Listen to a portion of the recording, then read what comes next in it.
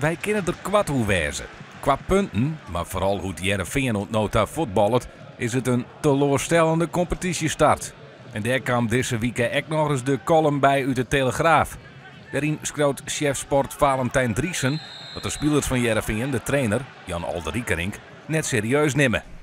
Toen dacht ik, nou, ik heb het niet gelezen overigens, maar ik dacht, welke journalist zou mij die vraag voorleggen? Nou, dat ben ik dus. Ja, maar weet jij waar het vandaan komt?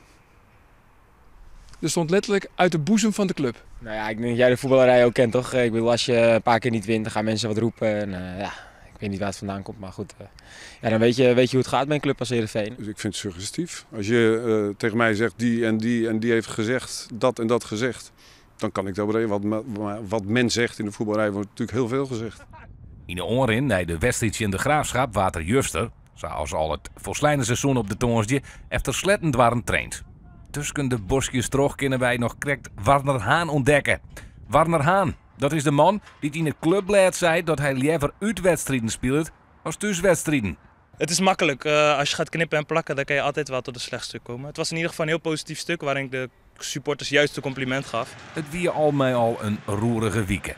En toch al deze ranenzaken verneem je aan alles dat de druk op Olderiekerink opvierd wordt.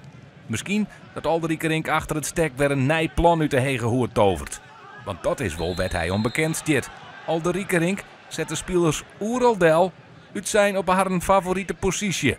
Michel Flap, Kik Piri, Yuki Kobayashi en Ben Rienstra. Ze kunnen er alle keer hoe mij praten. Kijk, iedereen weet, dat heb ik al eens eerder aangegeven, dat ik liever iets dieper speel. En ik denk dat daar ook mijn kracht echt ligt.